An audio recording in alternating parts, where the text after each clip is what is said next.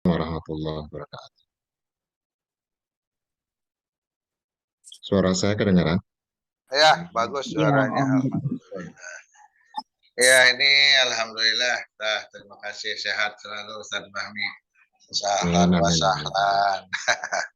Ini baru ber-15-an orang yang datang. Ini kumah. Ya, ya. Jadi rekor tertinggi mah 37 yang hadir teh dari 150. Jadi kalau keluarga itu dapat mengerti. presiden threshold mah masuklah Aku di juga atas dapat 20%. Maaf Pak Haji, saya lagi rapat ngejum. Suaranya. Okay. Jadi ini Pak Ustadz Fahmi, teman-teman semua, beliau ini sekarang dekan sekolah bisnis ya, Kang? Suaranya mana? Sah. Bapak Ustadz, nak. Ya. Barusan ganti lagi jabatannya. Oh, iya. Apa tuh yang terbaru? Namanya Lembaga Kepemimpinan dan Pendidikan Eksekutif LKPE. Oh gitu. Banyak struktur baru ya berarti situ. Iya. Selamat mancen tugas lah, semoga lancar, amin. sukses selalu. Masih belum boleh pensiun ternyata. Ya, itu mah antum nanti umur 70 pensiun. Ini juga di bawah ada, kalau digambar Dokter Susi juga dia merangkap di Unpad masih ngajar. Masih ngajar. Golongan 70-an nanti masih ngajar. Terus ada temannya kakak kelas kita di Sostek, Kang Adia dari Lampung. Temannya Inul. Unila dia beliau. Ya. Jadi kalau di kampus mah ketemunya yang muda-muda, segar-segar. Di sini juga ketemu yang muda-muda waktu tahun 80-an.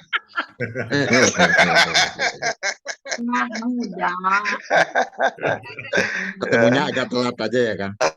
Ketelat aja ketemunya. Kalau ketemu tahun 80-an ya masih muda-muda, segar-segar. Sekarang juga muda semangatnya. Masih semangatnya muda. Jadi Ibu banyak yang tergabung di kelompok tahsin juga nih, Om Fahmi. Udah tahsin, udah saya lagi rapat ngejum dulu ya. Gimana? Saya lagi rapat ngejum dulu, maaf ya. Ya. Oke. Ya, jangan berpanjang lebar ya, kita langsung aja biar Om Fahminya nanti bisa menyampaikan. Perkenalannya gitulah, kita dari kelompok yang dulu SMA-nya tahun 81 pada lulus. Jadi kalau di PB mah 18. Kebanyakannya yang tersisa di PB itu yang 18 itu Adia sama Edi Suhardi. Ya, ada Cesusi melarikan diri. Cein almarhum melarikan diri, terus Kadarsyah melarikan diri. Kadarsyah yang tempo hari rektor ITB sempat juga di PB. Itu aja perkenalannya. Dan Bang Fahmi ini pada jabatan baru tadi apa pokoknya mah di pendidikan gitu ya, belum tahu istilahnya. Beliau dari Medan aslinya kalau tidak salah, tapi tidak bermarga. Cetati kayak suaminya Cetati di Sumatera Utara tidak bermarga Cetati. Iya. Gimana campuran Jawa, Sumatera. Kusuma. Oke, kalau gitu kita lanjut aja ya. Om Fahmi, mangga diserahin sama Om Fahmi. Insya Allah kita para pencinta ilmu.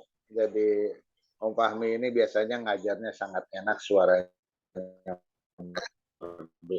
Mangga Om Fahmi. Ini kita sampai jam berapa ya? Rencananya. Sampai jam berapa saja. Sampai jam 10. Biasanya. Oke. Untung kuliah terserah antum. Benar. 1 jam. Kultum bisa 7 menit, bisa 17 menit, bisa 70 Belum menit. menit pakai Pak. Bisa terserah antum itu. Baik Bapak Ibu sekalian, Assalamualaikum warahmatullahi wabarakatuh. Waalaikumsalam warahmatullahi wabarakatuh. Alhamdulillah, syukurillah alladzi hadana li hadza wa ma kunna linahtadiya laula an hadana Allah. Asyhadu an la ilaha illallah wahdahu la syarika lah wa asyhadu anna Muhammadan abduhu wa rasuluhu la nabiyya ba'dah. Allahumma shalli wa sallim wa barik ala sayyidina Muhammad wa ala alihi wa sahbihi wa mawalah wa man tabi'ahum bi ihsanin ila yaumil qiyamah amma ba'd. Bapak dan Ibu sekalian, teman-teman yang insya Allah dirahmati oleh Allah. Amin. Terima kasih saya sudah diundang ini. Kata Rasulullah kalau majelis-majelis seperti ini insya Allah merupakan taman-taman surga ya, taman-taman surga yang ada di dunia. Amin. Jadi yang kalau seandainya kita kebetulan lewat, apalagi diundang seperti saya ini ya, dianjurkan untuk singgah lah gitu ya istilahnya. Karena luar biasa ini. Mungkin dalam umur-umur kita ini memang sewajarnya kalau kita sudah semakin mendekat gitu ya pada Allah Subhanahu wa Ta'ala, tapi dalam kenyataannya tidak jarang kita masih melihat saudara-saudara kita yang mungkin masih asik aja ya dengan dunianya. Padahal kalau ditanya gitu ya, pasti rata-rata itu pengen hidup bahagia gitu ya. Tidak hanya di dunia, terutama kalau kita sebagai orang yang beriman, masih ada kehidupan yang lebih abadi, lebih luar biasa dibandingkan dunia ini gitu ya. Itu justru harus kita persiapkan di tengah waktu kita yang mungkin sudah sangat terbatas. Karena kan kita terminal kita itu nggak pernah geser, udah ditetapkan. Kitanya yang setiap hari berjalan menuju terminal itu, nggak pernah menetap kita di satu tempat gitu ya. Maka akan terasa sangat aneh kalau kita sedang berjalan menuju akhir kita di dunia ini, tetapi kita masih saja asik melakukan hal-hal yang tidak mendukung kita untuk menghadapi kehidupan kita setelah di dunia ini gitu ya. Maka nama grup ini Tahsin sebenarnya mungkin banyak diartikan untuk memperbaiki gitu ya, memperbaiki bacaan kita, memperbagus gitu ya, memperbagus bacaan Al-Quran kita. Tapi kalau kita lihat semangatnya, harusnya itu adalah semangat untuk memperbagus ya, persiapan kita, memperbagus diri kita untuk nanti menghadap kepada Allah Subhanahu wa Ta'ala dengan perjalanan yang nyaman, karena proses perjalanannya kan panjang juga ya, belum di surga dan nerakanya nih, masih proses perjalanan nanti melalui sakratul maut, di alam barzah, kemudian di yaumil mahsyar, hari pertimbangan, meniti siratal mustaqim. Itu prosesnya masih sangat panjang dan rata-rata, dan itu perjalanan mudik kita sebenarnya, mudik kita yang sebenarnya ya, ke kampung kita yang abadi sebenarnya. Kampung kita yang sebenarnya, kampung di dunia ini ya kampung kebetulan gitu ya. Kita mungkin lahir di sana, gitu, orang tua kita lahir di sana. Tetapi kampung kita yang sebenarnya, tempat kita akan kembali, itu adalah surga. Dan kita semua akan pengennya mudik ke sana.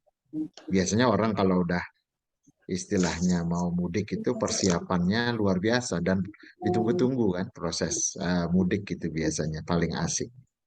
Nah sama nih kita mau mudik. Saya merasakan dulu waktu apa mungkin Abu Susi juga pernah merasakan sekolah di luar gitu ya. Apalagi lama sempat sekolahnya itu menunggu sekali tuh ingin pulang ke tanah air gitu ya. Itu satu hal yang sangat ditunggu-tunggu gitu ya. Dan kami karena merasa di sekolah di luar itu hanya sementara, itu jarang tuh berniat atau bercita-cita, di sana beli rumah gitu ya, atau ngumpulin perabot yang bagus-bagus dari awal itu jarang. Kita paling cari tempat kos gitu ya, yang sederhana, kemudian perabotnya juga yang second-second aja carinya gitu ya, yang murah-murah. Karena toh nanti mungkin 2 tahun, 3 tahun kita tinggal lagi gitu ya. Kalau udah second hand ini mudah ninggalinnya kan.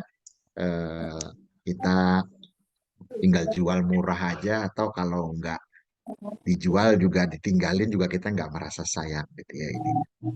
Sama kita di dunia ini sama tuh kayak kalau kita sekolah keluar udah tahu akan balik lagi gitu ya ke tanah air. Nah kita sama di dunia ini juga cuma sebentar. Orang yang cerdas biasanya tidak lalu habis-habisan untuk membuat di dunianya ini senang, nyaman, betah gitu ya. Sehingga enggan untuk pulang nanti gitu ya. Padahal mau nggak mau harus pulang gitu ya, harus pulang. Karena itu kan tempat kita ya. Bahasanya bahkan memang bahasa mudik juga dipakai oleh Allah gitu ya. Di dalam surah Al-Fajr kan ya ayyatuhan nafsul mutmainnah irji'i ila rabbiki radiyatan mardiyah. Jadi wahai jiwa-jiwa yang tenang, irji'i mudiklah kamu gitu ya. Pulanglah kamu gitu ya. Ila radiyatan mardiyah dalam keadaan ridha dan diridhoi ya. Fadkhuli fi ibadi wadkhuli jannati, masuklah kamu ke dalam golongan-golongan hambaku dan eh, ke dalam surgaku gitu ya. Nah, jadi itu tempat mudik kita ya yang sebenarnya. Nah, di mana-mana kalau kita mau mudik itu persiapannya luar biasa. Kalau perlu juga tabungan lama itu kita habiskan gitu ya untuk supaya mudiknya nyaman gitu. Sama, kita di dunia ini juga mempersiapkan mudik itu kalau perlu kita habiskan itu supaya sakratul mautnya nyaman, di alam barzah, di alam kubur kita juga nyaman gitu ya. Alam kubur kan kesannya ya sempit, eh, ya cuma 2 kali 1 paling gitu ya. Ditimbun, kemudian di dalam pasti sumpek gitu ya, panas, gelap gitu. Nah, tetapi ternyata ada caranya itu. Salah satunya adalah kecintaan kita dengan Al-Quran itu membaca terus memperbaikinya itu membuat nanti kuburan kita bisa yang secara fisik kita lihat sempit, sumpek, gelap gitu ya, panas itu nanti bisa jadi lapang, terang, adem gitu ya. Itu adalah dengan amal-amal soleh kita termasuk bacaan Quran kita, sedekah kita gitu ya. Nah, eh, teman-teman sekalian, eh, kita di umur-umur yang mungkin masih diberi kesempatan nih oleh Allah Subhanahu wa taala ya untuk makin memperbaiki, memperbagus diri kita untuk persiapan pulang kampung kita tadi itu eh, mari sama-sama kita manfaatkan gitu ya. Ada untuk malam ini mungkin saya ingin berbagi sedikit saja. Kebetulan kita tanpa terasa nih sudah mau memasuki Idul Adha, gitu ya. Kita sedikit lagi, jadi sudah masuk nih ke 10 hari awal dari bulan Zulhijjah ya, yang disebutkan oleh Rasulullah sebagai hari-hari terbaik di dalam setahun gitu ya. Jadi hari-hari 10 hari pertama dari bulan Zulhijjah itu hari-hari terbaik di dalam Islam, dalam kalender Islam. Karena di sana ada nanti Idul Adha, ada hari Arafah, sebelumnya hari Tarwiyah gitu ya. Sehingga bahkan kita dianjurkan untuk berpuasa. Syukur kalau bisa 9 hari full, tapi kalau tidak, upayakan yang terbaik ya. Lakukan amal-amal terbaik kita di 10 hari tadi. Sampai para ulama itu membahas khusus itu, memperbandingkan. Loh, katanya 10 hari terakhir bulan Ramadan itu juga hari-hari yang terbaik gitu kan istilahnya. Ini yang mana yang benar nih gitu kan. Nah, para ulama itu sampai mencari jalan tengahnya. Dua-duanya benar, dua-duanya benar. Cuma 10 hari terakhir Ramadan, penekanannya adalah kepada malamnya. Karena ada malam Lailatul Qadar yang lebih baik dari 1000 bulan. Gitu ya. Tetapi untuk 10 hari pertama bulan Zulhijjah itu terutama adalah hari-harinya, siang-siangnya itu. Gitu ya. Jadi dua-duanya benar, hanya titik tekannya menjadi berbeda gitu ya. Dan ini menunjukkan paling tidak ya kalau bisa bukan memilih, tetapi hari-hari yang disebut hari-hari terbaik ini kesempatan kita untuk tadi waktu kita siapa tahu sudah sangat-sangat terbatas gitu ya. Saya dulu dengan Kang Hardi kalau belajar di IPB itu di kami backgroundnya kebetulan sama ekonomi gitu ya, sosial ekonomi. Nah kalau waktu yang tersedia terbatas, sementara bekal yang harus kita kumpulkan banyak gitu ya, harus apalagi selama ini banyak kita lalai, kita buang-buang waktunya, maka waktu itu menjadi sangat-sangat berharga. Waktu itu menjadi sangat-sangat berharga. Yang Allah itu kan kalau udah berkaitan dengan waktu, itu luar biasa. Sering dijadikan sumpah kan ya oleh Allah. Kita kan kalau bersumpah itu pasti dengan sesuatu yang sangat penting kan. Kalau kita bersumpah demi ayam gitu kan nggak ada gregetnya gitu ya. Karena nilainya paling apa gitu ya. Biasanya orang itu kalau bersumpah pasti sesuatu yang berharga. Makanya kalau dalam Islam bahkan tidak boleh bersumpah kecuali dengan nama Allah. Karena sumpah itu pasti untuk sesuatu yang sangat berharga. Makanya kita hanya boleh kalau bersumpah itu wallahi tallahi billahi. Jadi demi Allah gitu ya. Nggak boleh tuh demi ayam, demi nyawa ibuku, demi ini nggak boleh. Harus demi Allah. Karena pasti sesuatu yang ingin kita sebutkan setelah itu adalah sesuatu yang sangat-sangat penting. Nah Allah itu kalau bersumpah, sering bersumpah dengan waktu. Demi waktu. Surah Al-Asr kan ya. Demi waktu duha. Waktu duha gitu ya. Kalau waktu asar, wal asr gitu ya. Ini yang mungkin semua kita sudah hafal. Dan Allah menyebutkan semua kita dalam keadaan merugi. Gitu ya. Cuma 3 yang bisa melepaskan kita dari kerugian. Illalladzina amanu, dia mengimani kebenaran, kemudian wa'amilis salihat, melaksanakan kebenaran itu gitu ya, mengamalkannya gitu ya istilahnya. Jadi beriman, beramal saleh, kemudian watawasau bil haqqi watawasau bis sabr, menyebarkan kebaikan itu gitu ya. Jadi hanya orang yang mengisi waktunya dengan 3 inilah yang tidak jatuh kepada merugi. Kalau orang yang istilahnya pertama mungkin tidak melakukan apa-apa, membiarkan waktunya kosong begitu aja, itu pasti sudah rugi. Apalagi kalau masih sempat-sempatnya kita ngisi waktunya malah berbuat maksiat. Kacau itu, gitu ya istilahnya. Dibiarkan lewat begitu aja, itu kita udah ruginya luar biasa, gitu ya istilah. Ruginya luar biasa. Orang yang beruntung itu cuma orang yang betul-betul mengisi waktunya. Karena waktu ini sudah bagi kita terutama ya, udah sangat langka dan berharga. Jangan boleh ada yang lewat tanpa ada isinya gitu ya istilahnya untuk proses kita melakukan vaksin ya, perbaikan gitu ya. perbaikan kalau tadi bacaan Al-Quran, tapi perbaikan akhlak kita, perbaikan kehidupan kita, perbaikan penampilan kita lah di hadapan Allah Subhanahu wa Ta'ala.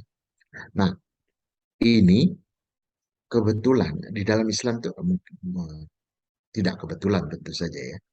Allah tuh membuat skenario-nya tuh luar biasa ya.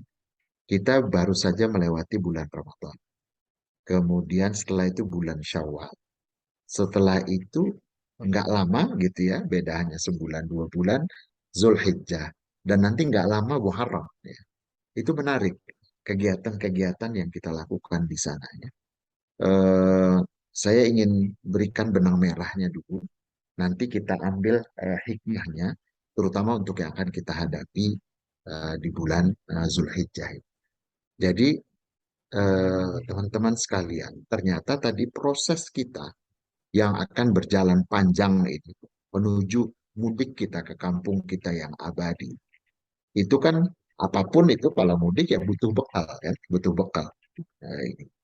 Nah, ini ternyata Allah menyebutkan bekal yang terbaik di dalam Al-Quran itu adalah bukan uang, bukan kekuatan tubuh gitu ya, bukan kepinteran gitu ya, apalagi kegantengan, kecantikan gitu ya, udah kelihatan nih makin menurunnya gitu kan istilahnya, kekuatan juga makin menurun, kecerdasan juga udah makin banyak lupanya gitu ya istilahnya.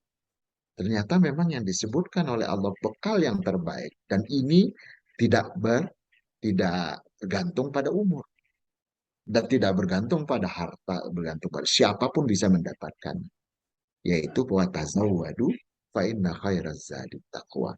Berbekallah kamu.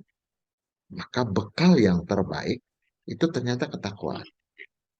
Bekal yang terbaik itu adalah ketakwaan.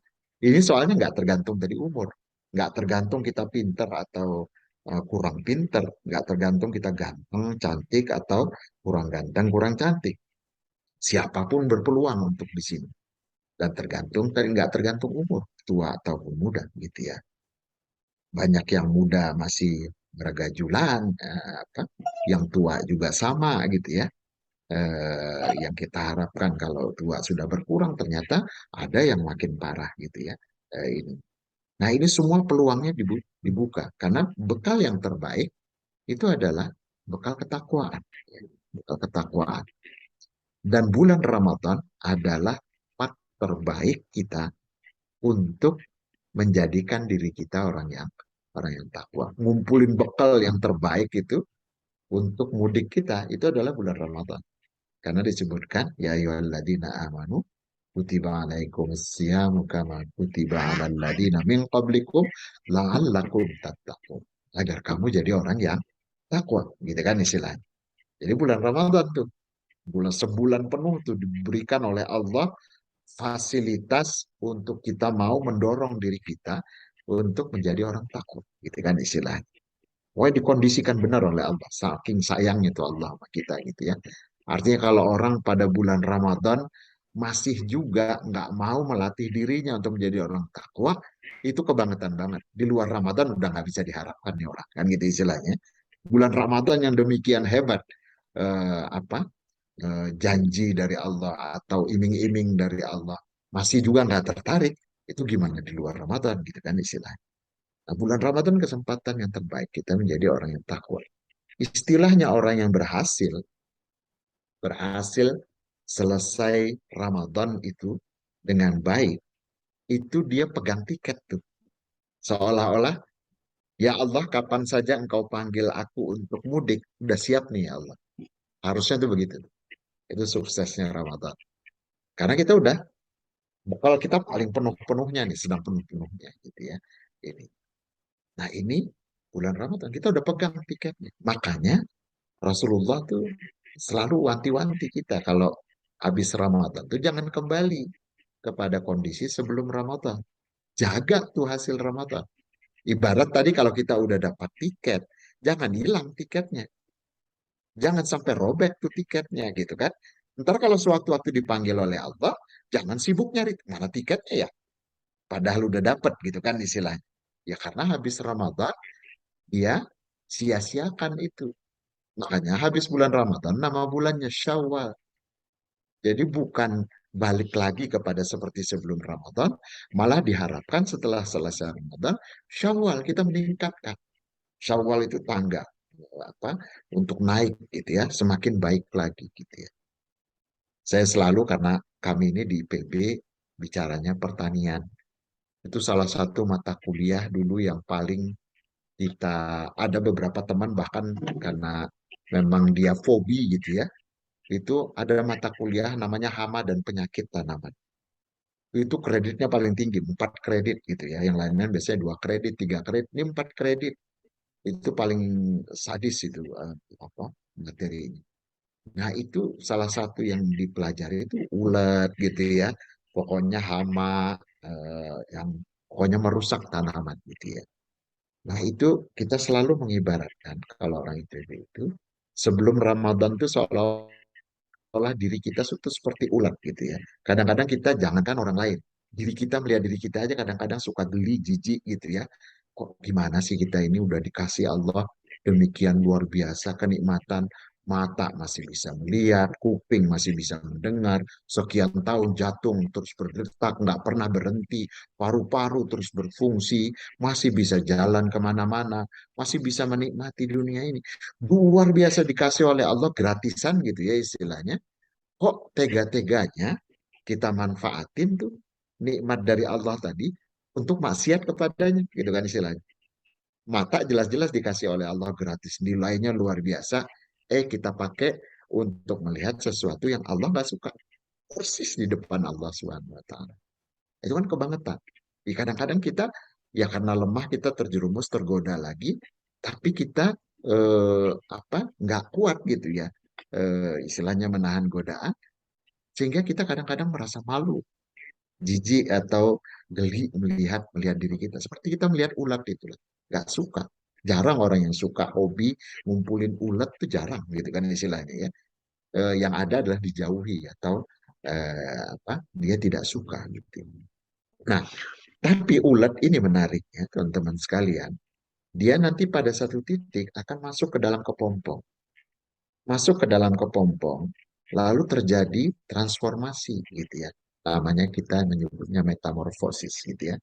Berubah nanti dari ulat setelah di kepompong beberapa waktu, setelah itu keluar jadi kupu-kupu yang indah. Aneh tuh, masuknya ulat, keluarnya kok kupu-kupu yang indah. Nah, bulan Ramadan itu fungsinya adalah kepompong bagi kita. Boleh jadi sebelum Ramadan kita melihat diri kayak ulet gitu. Kita sendiri jijik, kita nggak suka sama diri kita. Gimana sih kita nggak keterlaluan amat sih sama Allah gitu ya.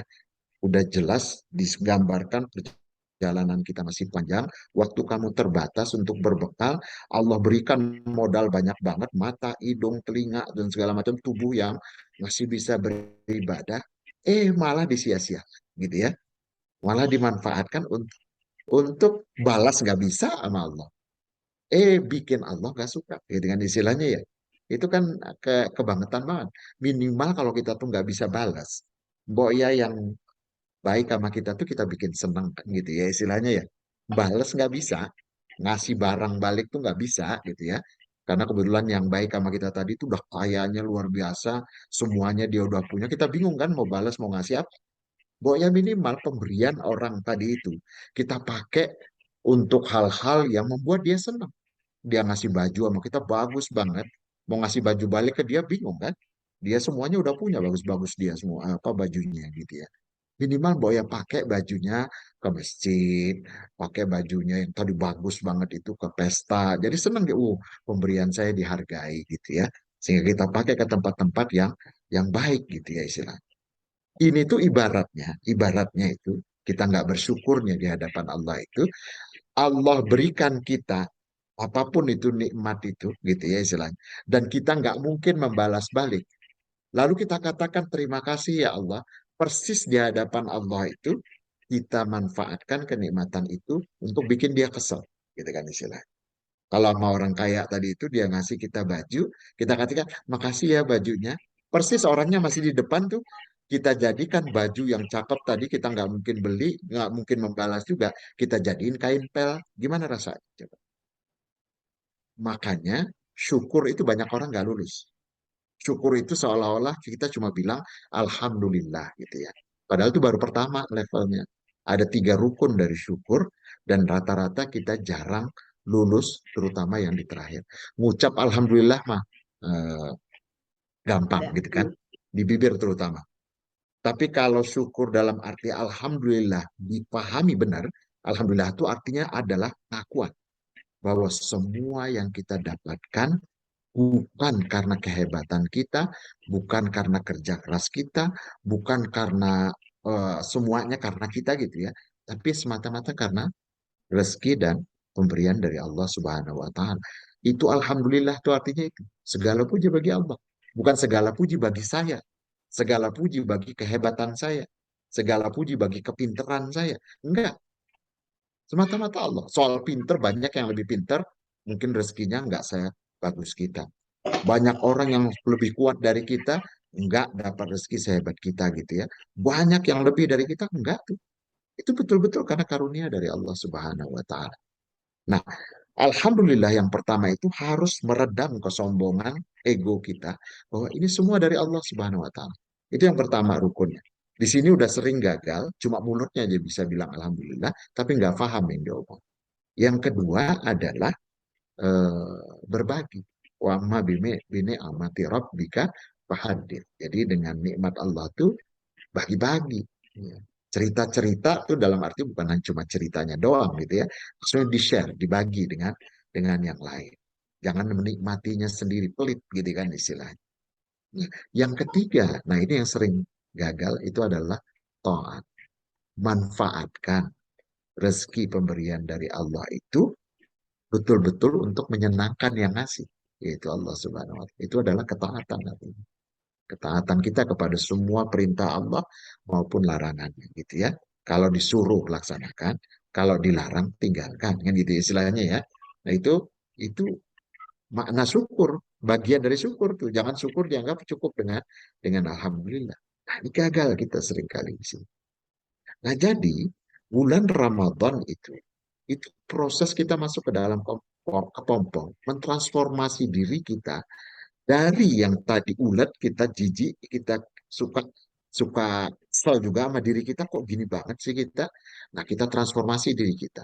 Selesai Ramadan, kita jadi kupu-kupu yang indah. Semua orang jadi senang yang tadi nggak suka lihat kita. Sekarang jadi senang lihat kita. Kita jadi menyenangkan orang-orang di sekitar kita. Itu orang-orang takwa tuh begitu. Kan ciri-ciri takwa itu menarik ya. Kalau kita lihat beberapa saja cirinya itu adalah disebutkan di dalam ini seringkali dikutip kalau bulan Ramadan gitu ya. Yang ayat wasari'u ila maghfiratin min rabbikum wa jannatin arduhas samawati wal ardu iddat lil muttaqin. Ya. Jadi surga yang seluas langit dan bumi itu disiapkan bagi orang takwa. Nah, Allah sebutkan tuh ciri takwa. Ciri takwa setelah ayat itu, yang pertama alladzina yunfiquna fis sarra'i wad dharra. Orang yang dermawan gitu ya. Orang yang selalu punya bermau atau bersedia berbagi kelebihan yang dia miliki. Kalau punya harta, dia senang berbagi, dermawan, tidak pelit. Kalau dia punya kelebihan waktu, dia senang membagi waktunya dengan siapapun, apalagi untuk keluarganya gitu ya.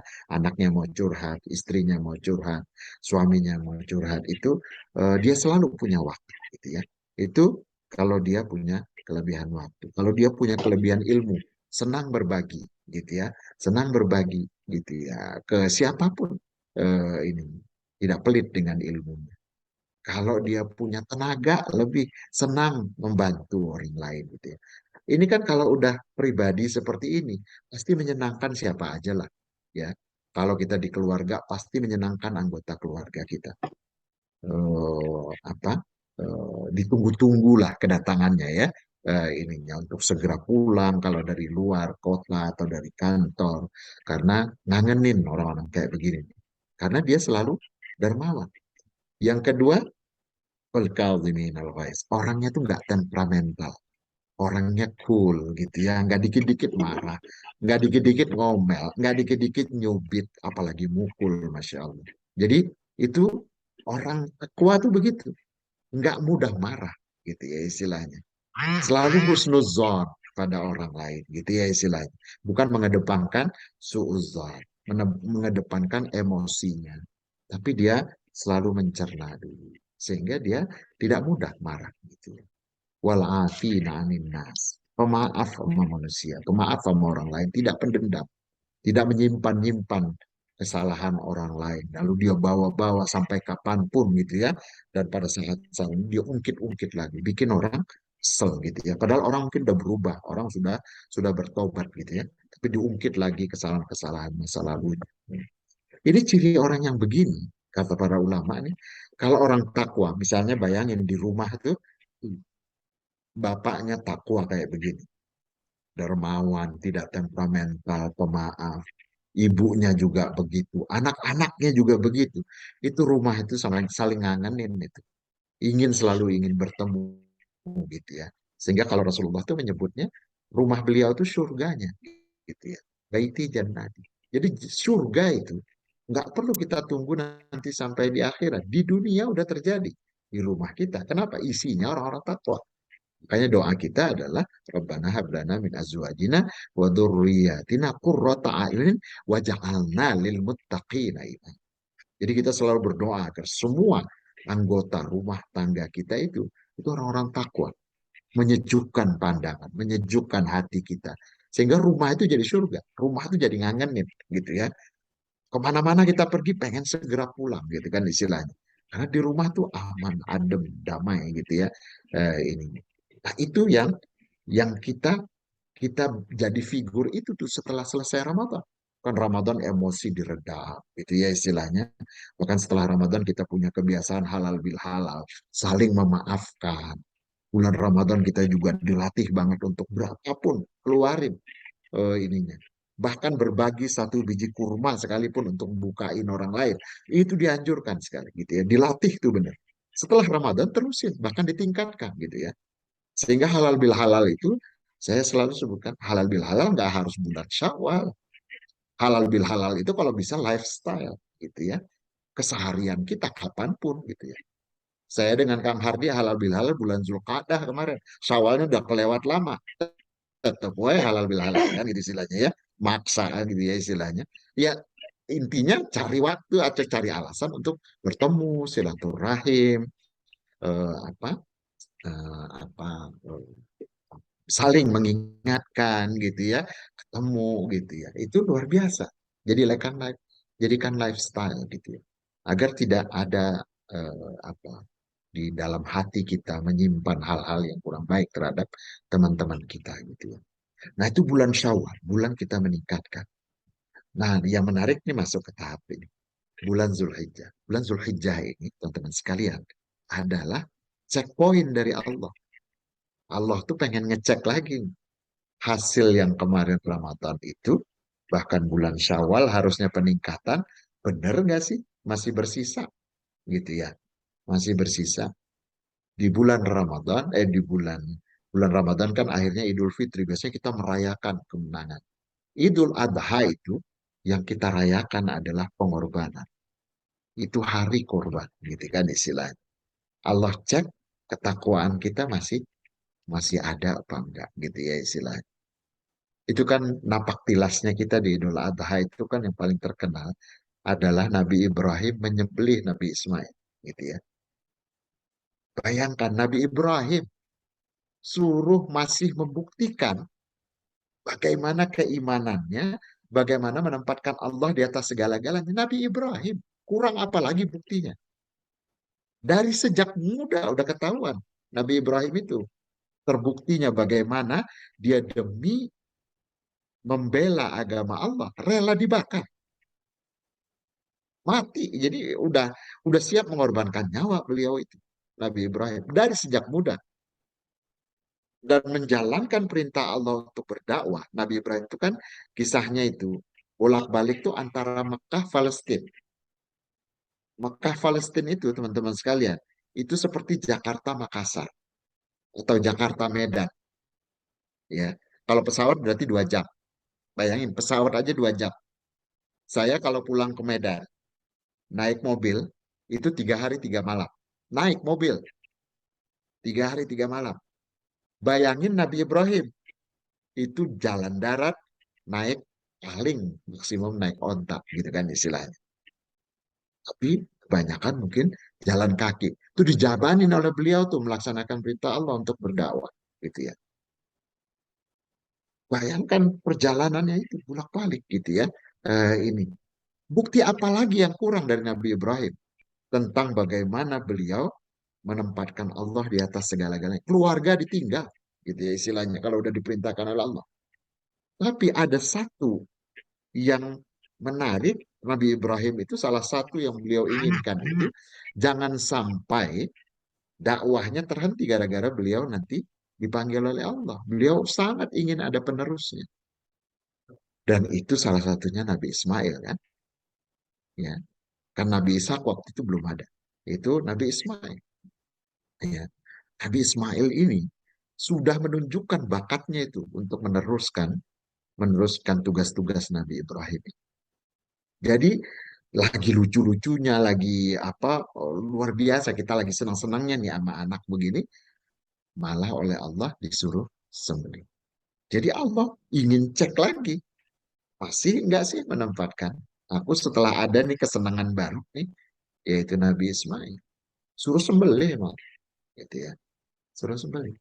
Dan kembali Nabi Ibrahim membuktikan diri bahwa Allah di atas segala-galanya.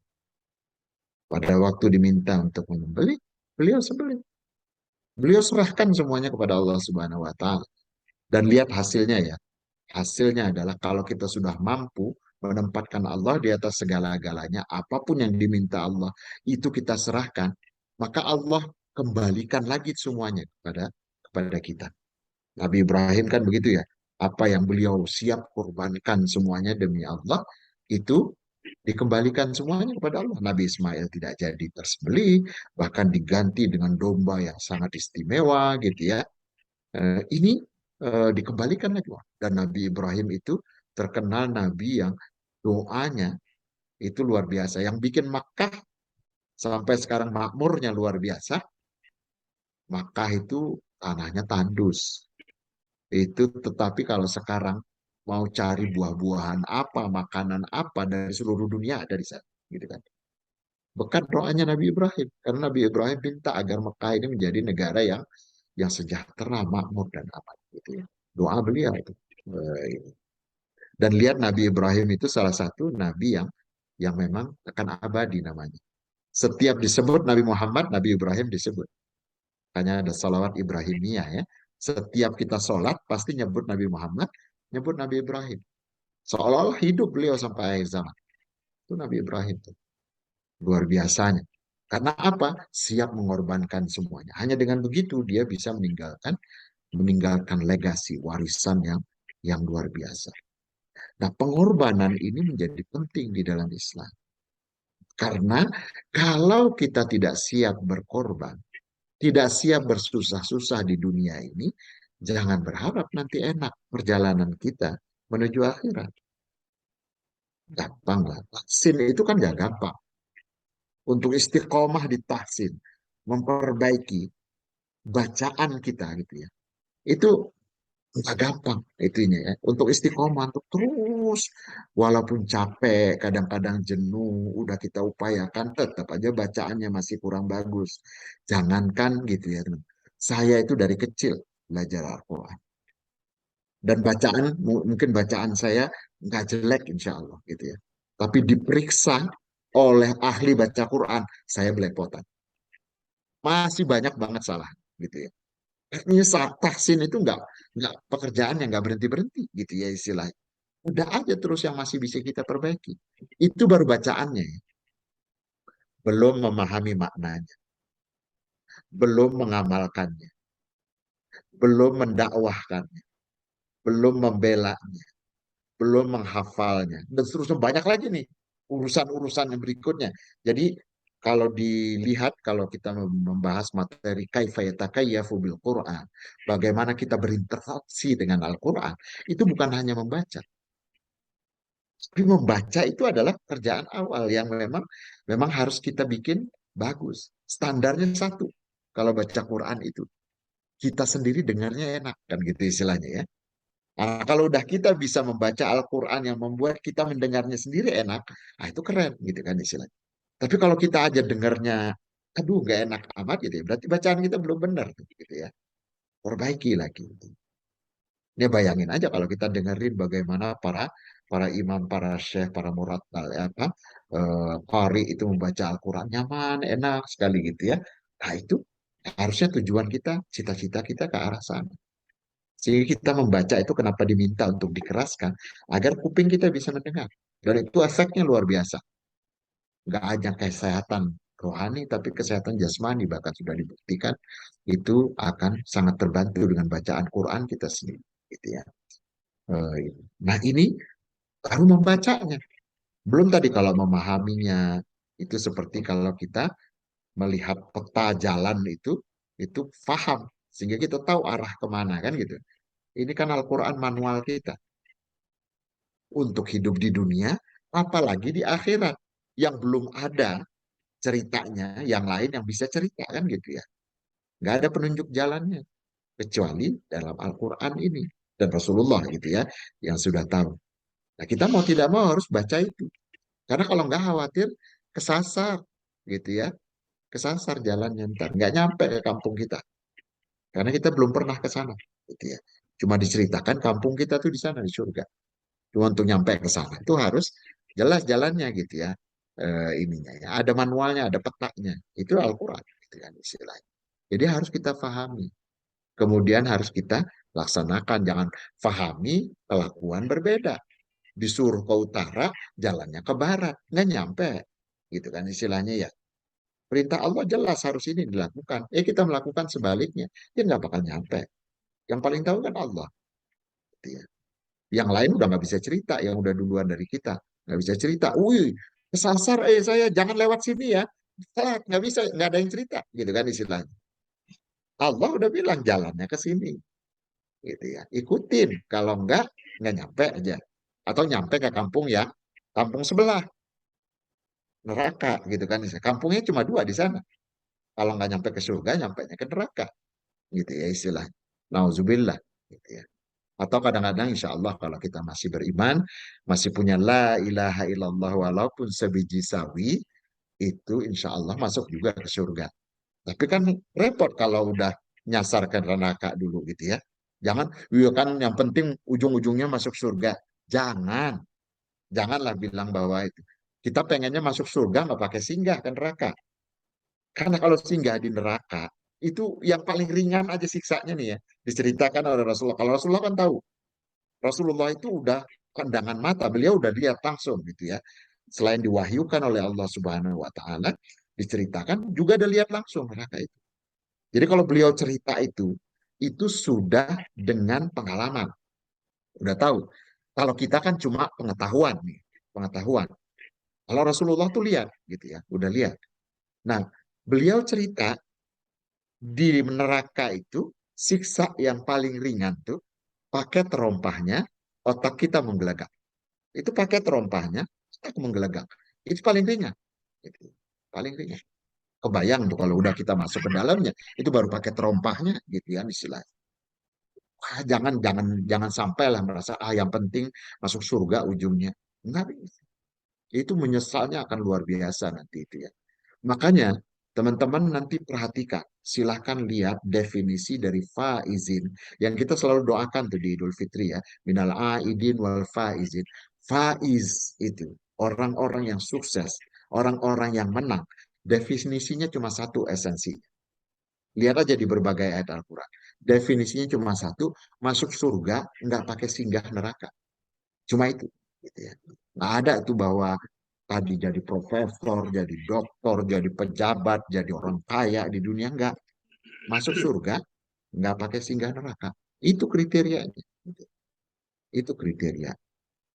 Nah, bulan Zulhijjah ini Allah ingin lihat buktinya. Sedangkan bagi orang yang mampu diberi oleh Allah kemampuan pergi ke haji. Dan kita tahu kan banyak orang yang mampu sebenarnya tapi nggak pergi-pergi haji. Sekarang kepentok dengan antriannya panjang banget, gitu ya. Diuji sebenarnya bagi orang yang mampu bisa. Sekarang ada yang furoda itu Yang furoda itu bisa berangkat, langsung berangkat. Tahun ini juga kalau mau pergi gitu. Tapi bayarannya kalau nggak salah di atas 300 juta untuk berangkat. Ini kembali diuji. Kalau memang dia betul-betul punya uang, siap nggak mengorbankan 300 juta untuk menyambut panggilan dari Allah Subhanahu wa Ta'ala. Kalau dia punya uang tetap juga nggak berangkat, mikir, ya mahal amat ya Allah. Nah, kemana kemarin yang waktu belum antri-antri? Padahal dia udah mampu nggak berangkat juga. Sekarang antrinya udah panjang, jadiin alasan kan gitu ya, nggak berangkat-berangkat. Itu harus kita tunjukkan pada Allah, kita siap berkorban ya Allah. Bagi yang mampu untuk berangkat haji. Bagi yang tidak, maka berkorban, menyembelih hewan kurban. Karena perintahnya luar biasa. Sampaikan memang ada yang mengatakan tidak sampai wajib sunnah muakkadah, tapi sunnah muakkadah pun sudah sangat dianjurkan gitu ya. Tetapi kalau kita lihat lebih banyak mengatakan itu wajib bagi yang mampu gitu ya, berkorban ini. Nah ini lihat bagaimana Allah membahasakannya dalam surah yang paling pendek nih ya. Semua kita pasti hafal. Inna a'toina kal kautsar fasalli lirabbika wanhar gitu ya. Jadi kita tuh udah terima banyak banget nikmat dari Allah Subhanahu wa taala. Gimana cara balasnya? Cara balasnya cuma dua, fasalli lirabbika. Salat, salat gitu ya.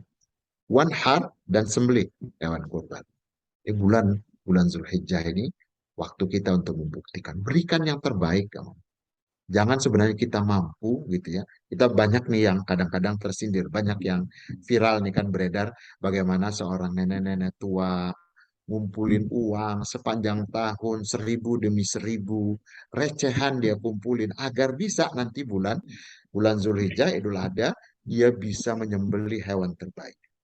Dan setelah itu berhasil, maka dia kembali bertekad tahun depan saya akan berkorban lebih baik lagi. Mulai menabung lagi gitu ya.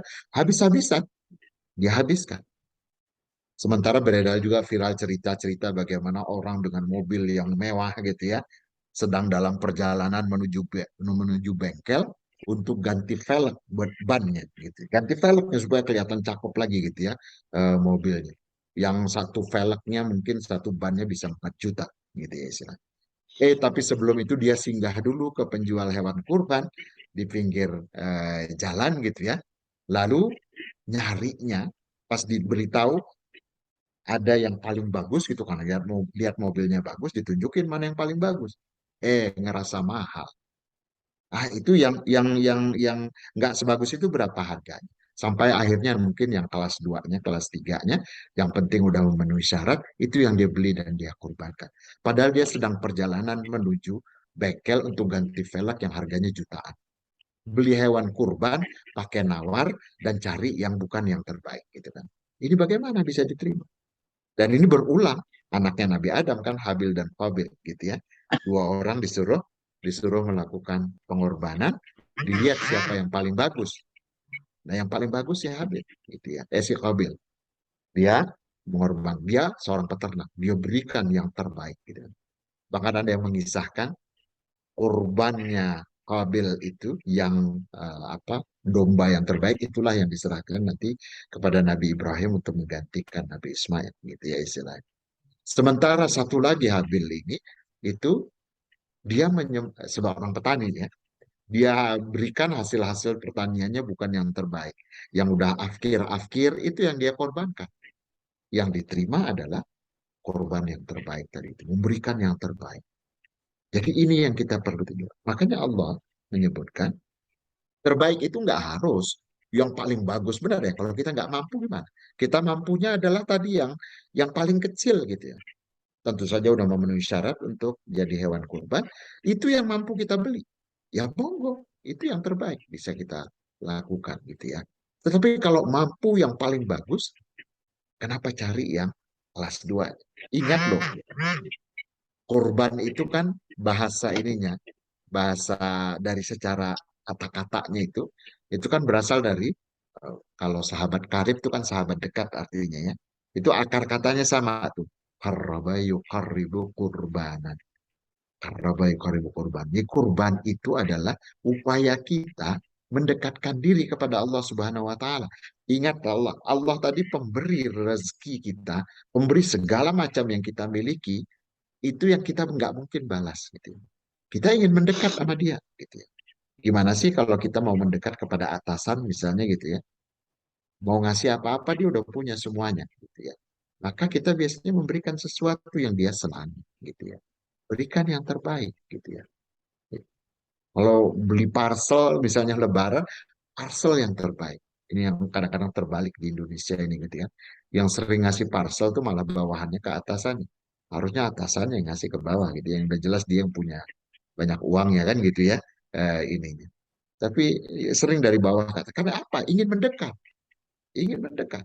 Dan selalu memberi, mengupaya, memaksakan diri kadang-kadang ya. Membeli sesuatu yang bagus. Karena di atasan kita dia udah punya segala-galanya. Kalau kita memberinya tanggung-tanggung nggak dianggap gitu ya ini.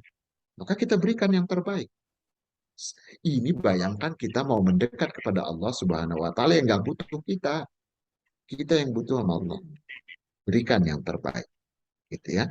Nah ini teman-teman sekalian semangat dari kurban. Kita tidak bisa tidak kebetulan untuk melaksanakan ibadah haji tahun ini, maka kita yang tinggal di sini berkorbanlah, berikan yang terbaik, gitu ya, berikan yang terbaik.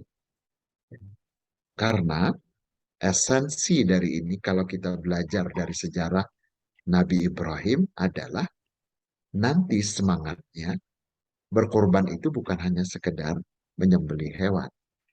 Filosofi di belakangnya yang diharapkan oleh Allah Subhanahu wa taala adalah kemampuan kita menyembelih hal-hal yang membuat kita lalai dari Allah Subhanahu wa taala. Seperti halnya Nabi Ibrahim siap menyembelih Nabi Ismail. Tinggal kita lihat siapa yang atau apa yang posisinya seperti Nabi Ismail bagi Nabi Ibrahim. Yang bikin senang gitu ya istilahnya. Yang suka gara-gara itu kita lalai dari Allah Subhanahu wa taala.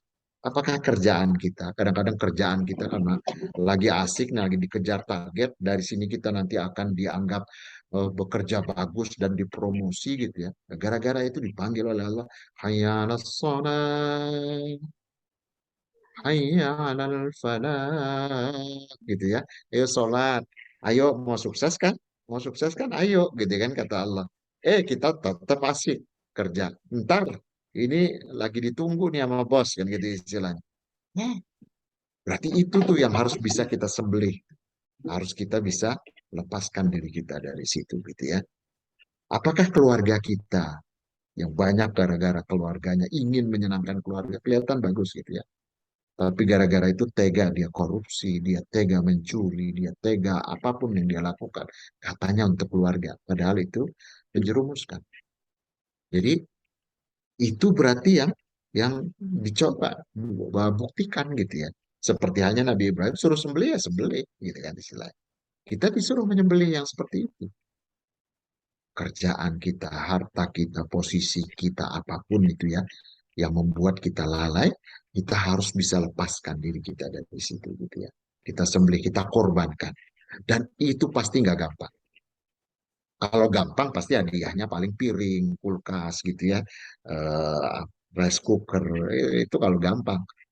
Kalau hadiahnya surga, yang luasnya seluas langit dan bumi, pasti nggak gampang. Kalau gampang, jangan-jangan belum dapat gitu kan istilahnya. Logik aja gitu ya. No pain, no gain. Kalau sesuatu yang luar biasa imbalannya dari Allah, itu pasti perlu perjuangan. Nah, disinilah nanti ada checkpoint berikutnya oleh oleh dalam kehidupan Muslim. Itu adalah Muharram. Haram itu kan salah satu yang diperingati adalah hijrah. Kan? Haram itu kan tahun baru Islam. Tahun baru Islam itu yang dijadikan momen yang diperingati itu adalah hijrahnya Rasulullah Sallallahu Alaihi Wasallam. Sekarang kita tidak disuruh lagi hijrah makani, pindah dari Jakarta ke Kalimantan misalnya atau ke luar negeri gitu ya, nggak ada perintah itu lagi karena udah selesai gitu ya hijrah makani. Yang diminta adalah hijrah maknawi, bahwa kita harus selalu pindah dari kondisi kita sekarang gitu ya, yang mungkin tadi masih belepotan gitu ya, yang kadang-kadang tadi kita masih jijik melihat diri kita gitu ya. Kok rasanya kan saya selalu mengatakan kepada apa teman-teman itu, bahwa ya ayo kita bikin list yuk. Pertama adalah list perintah Allah yang sudah kita laksanakan. Mana aja.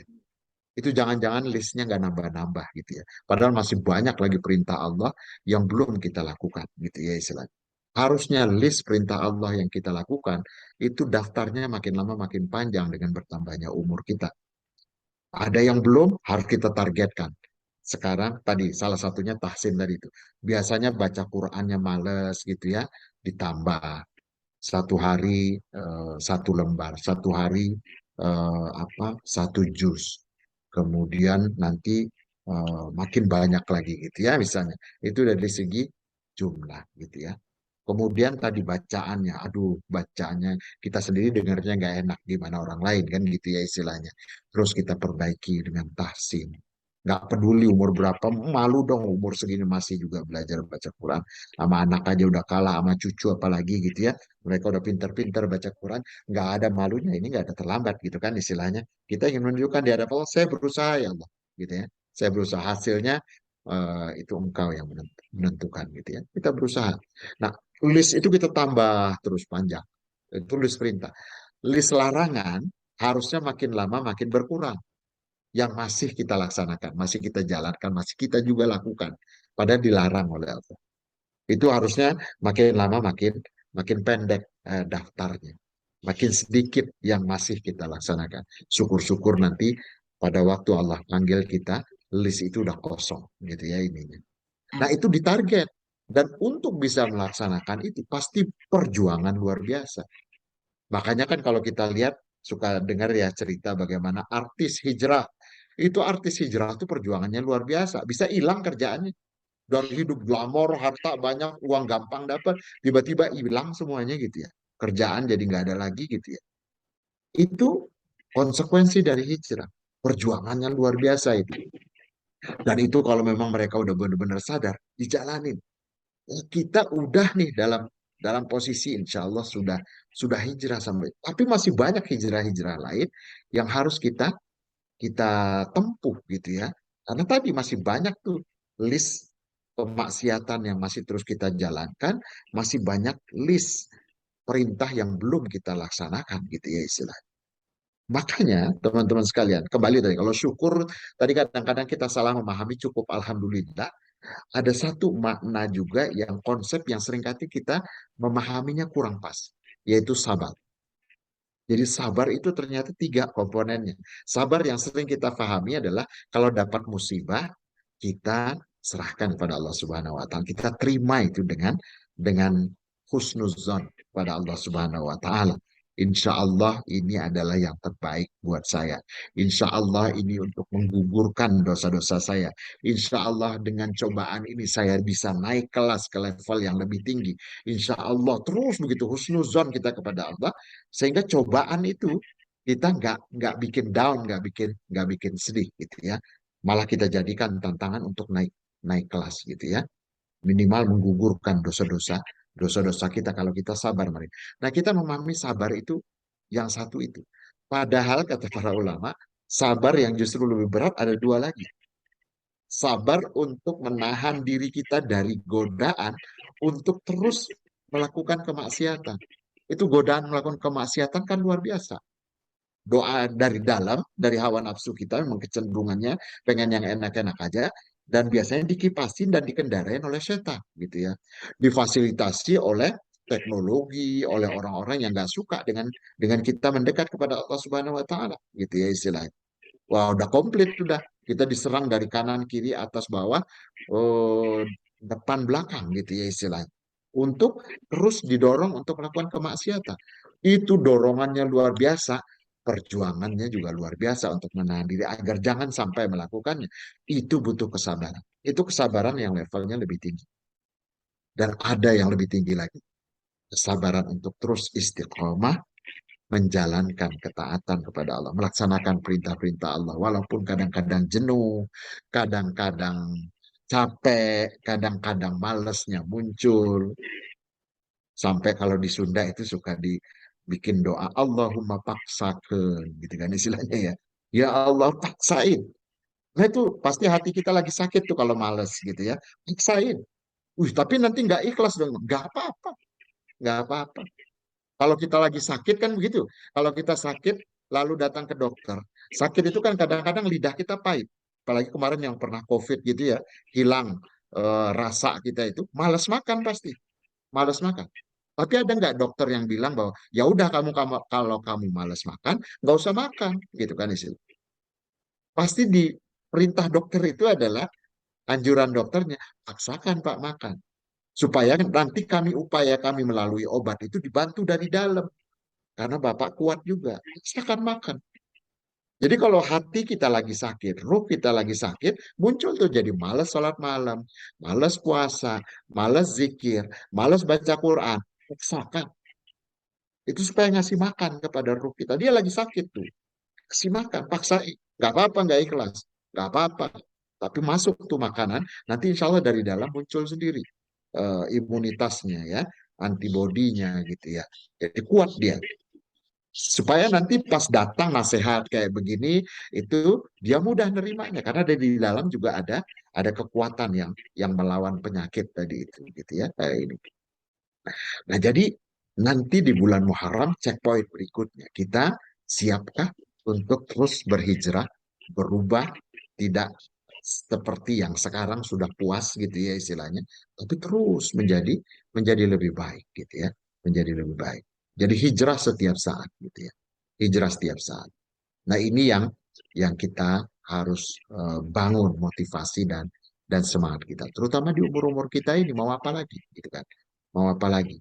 Eh, itu adalah umur-umur yang artinya Allah masih sayang sama kita. Kan kata Rasulullah umur umatku cuma 60-70 tahun aja gitu kan istilahnya. Berarti kita udah kayak habis nih jatahnya ya, tinggal bonus-bonus aja nih. Artinya Allah masih sayang, Allah beri kesempatan kita. Ayo, kamu masih kurang nih kemarin mungkin masih banyak maksiat yang dilakukan, mbok ya tobatlah gitu ya. Atau masih banyak nih perintah Allah belum dilaksanakan, mbok ya lakukan. Apalagi, apa alasannya? Sibuk apa gitu kan istilahnya ya. Kalau masih tadi zaman kita masih muda-muda semangat mengejar pokoknya mau ngumpulin harta sebanyak-banyaknya gitu ya, beban keluarga dan segala macam. Itu udah lewat. Sekarang harusnya sudah bikin fokus kita. Apa yang bakal kita bawa nanti menjelang bertemu dengan Allah Subhanahu wa taala. Mulai dari Zulhijjah ini kita bangun kesadaran bahwa semangat berkorban itu ini. Bahkan kalau kita lihat para nabi yang mencontohkan jadi teladan kita, itu mereka yang rata-rata meninggalkan legasi atau warisan yang nggak akan hapus sampai akhir zaman, itu rata-rata memang dua kerjaan. Sabarnya nggak pernah ada batasnya, kemudian pengorbanannya nggak pernah berhenti gitu ya istilahnya. Terus saja dua itu gitu ya. Terus berkorban, istirahatnya nanti dengan kematian saja. Sabarnya juga terus dia lakukan. Dan latihan puasa kemarin itu mudah-mudahan memberikan bekal kepada kita untuk menghadapi. Mudah-mudahan minimal setahun gitu ya istilahnya. Karena tahun depan kalau Allah beri rezeki kita ketemu Ramadan lagi, maka kita tingkatkan lagi kapasitas kita gitu ya. Ini. Itu mungkin teman-teman yang saya bisa sharing untuk saling menyemangati, terutama diri saya sendiri. Tapi mudah-mudahan ada manfaatnya juga untuk teman-teman sekalian. Kita sama-sama saling mengingatkan dan mudah-mudahan nanti saling mencari di surga ya. Siapa tahu nanti Pak apa Pak Hardi atau Pak Adia duluan masuk surga cari-cari saya. Mana nih Pak Rahmi gitu ya. Rasanya dulu pernah ketemu di ruang Zoom gitu ya. Kok belum ada. Siapa tahu nyangkut tadi di neraka, tolong dicari. Dan itu dibenarkan ya. Jadi kalau diberi kesempatan kita mencari orang-orang yang di dunia dulu apa sangat kita apa jadi teman kita gitu ya. Kok nggak ada di sini. Kalau mencari nanti diberi kesempatan oleh Allah untuk menarik dari neraka mungkin kalau tinggalan di sana. Jadi saling mencari.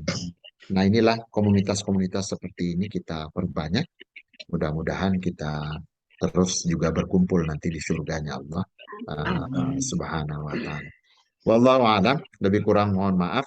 Eh, Apa yang saya katakan tadi kalau ada yang kurang pas itu karena kekurangan saya. Kalau ada yang kebetulan pas untuk menyemangati, itu semata-mata dari Allah Subhanahu wa Ta'ala. Bila taufiq wal hidayah. Wassalamualaikum warahmatullahi wabarakatuh. Waalaikumsalam. Waalaikumsalam warahmatullahi wabarakatuh. Terima kasih. Itu luar biasa Pak Ustadz Fahmi. Jadi bedanya kalau lagi sama saya, itu ibu-ibu tuh banyak ngantuknya. Tapi dia lawan terus itu ngikut taksinya sampai jam 10. Jam 10 ditutup pun masih ada yang maksa terus itu. Belum. Jadi kalau tadi saya perhatikan wajah-wajahnya, Ustadz Fahmi ngomong nggak ada, yang nguap pun nggak ada, begitu konsentrasi luar biasa. Alhamdulillah. Ya, maka ibu-ibu, bapak, kalau ada yang mau ditanyakan, didiskusikan, maka dikasih kesempatan. Mana? Siapa? Tadi ada suaranya. Saya dulu dah. Mangga. Ini Pak Kardiman. Ini juga Bogor juga nih, Pak Fahmi. Beliau juga Bogor nih, tetangga kita tapi.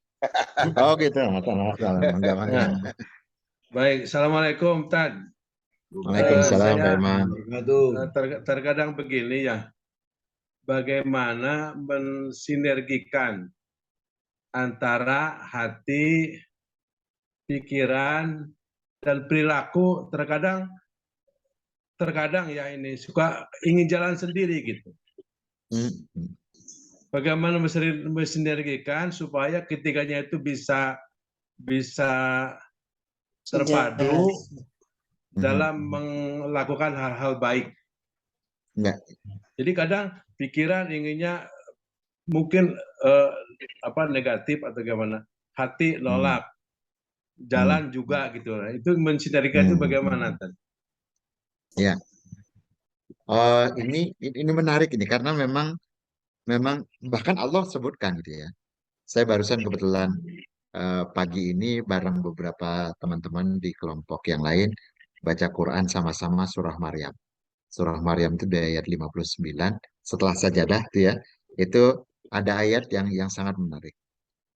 Allah berfirman, "Auzubillahi minasyaitonirrajim, fakhalafa min ba'dihim khalfun adaa'us salati wattaba'us syahawat fasawfa yalqauna ghayya." Gitu ya istilahnya. Jadi Allah sudah menyebutkan Allah itu akan meninggalkan gitu ya istilahnya penerus. Jadi generasi yang berikutnya itu generasi yang makin jauh dari sholat gitu ya, nggak melaksanakan sholat, lalu memperturutkan hawa nafsu gitu ya, memperturutkan hawa nafsu, maka orang yang seperti ini pasti sesat, gitu ya. Jadi dua kuncinya yang kalau kita lakukan itu akan hampir pasti akan jadi sesat. Pertama sholatnya nggak dijaga. Artinya ya nauzubillah, mestinya kalau kita nggak ada lagi yang nggak sholat gitu kan istilahnya. Sholatnya udah full. Tapi yang kedua, kadang-kadang sholat udah full, kualitasnya nih gitu ya istilahnya ya. Sholat mungkin berjamaah ke masjid gitu ya. Kualitas kekhusyuannya gitu ya. Dan seterusnya. Jadi masih banyak yang PR kita yang harus lakukan. Jadi sholat ini jangan-jangan gitu ya, jangan sampai pernah kita pada satu titik dulu sholatnya itu kita menikmati sholat itu berlama-lama seneng gitu kan. Kok sekarang makin garing ya, makin kering, nggak ada rasa nikmatnya. Habis sholat pengen buru-buru selesai gitu ya. Nah itu berarti sholatnya juga makin berkurang kualitasnya, bukan malah makin bagus kan gitu ya istilahnya. Jadi itu satu, sholat. Yang kedua adalah wattaba'us syahawat. Memperturutkan hawa nafsu. Ini penyebabnya utama. Kenapa kita makin melenceng nih dari jalannya Allah. Itu ini. Nah, kuncinya dari Allah juga ayat berikutnya, ya. Kunci berikutnya yang disebutkan oleh Allah, bagaimana agar kita tidak tersesat.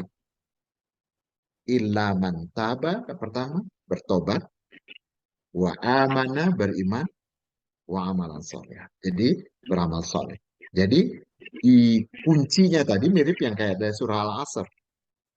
Jadi illalladzina amanu wa amilus solihat wa tawassaw bil haq wa tawassaw bis sabr. Kuncinya sama gitu ya istilahnya. Nah, oke, itu jelas guidance-nya atau tuntunannya dari Allah. Sekarang tinggal kita lihat penyebab tadi nggak nyatunya antara yang kita maui, yang kita pikirkan dengan kelakuan kita, dengan hati kita. Ya tadi, penyebabnya adalah yang paling utama, kita memperturutkan hawa nafsu. Kita jadikan hawa nafsu menjadi pemimpin, menjadi di depan gitu ya istilahnya. Kan bulan Ramadan intinya itu. Bulan Ramadan itu adalah kita melatih kembali, mengendalikan agar hawa nafsu kita di bawah kendali hati kita. Jangan dibalik. Jadi hati kita dulu yang di depan. Makanya disebut oleh Rasulullah kan ada satu segumpal daging yang kalau dia bagus, bagus nih seluruh tubuh kita. Kalau dia rusak, rusak udah gitu ya. Dan itu ternyata adalah hati gitu ya. Dia harus di depan. Karena dia inilah ruh kita. Itu yang nanti akan kembali kepada Allah Subhanahu wa taala. Sehingga dia tahu jalannya. Jadi bikin dia di depan. Kalau hawa nafsu itu adalah bagian dari fisik kita sebenarnya. Yang kalau nyawa kita nanti pergi, hancur dia. Hawa nafsu hilang, kan gitu istilahnya. Itu kendaraannya tubuh kita. Yang namanya hawa nafsu itu kan kendaraan tubuh kita. Kenapa kita masih bisa hidup sekarang? Karena kita punya hawa nafsu untuk makan. Kenapa kita mau menikah? Karena hawa nafsu kita menyuruh kita atau mendorong kita untuk berhubungan dengan lawan jenis kita, gitu ya.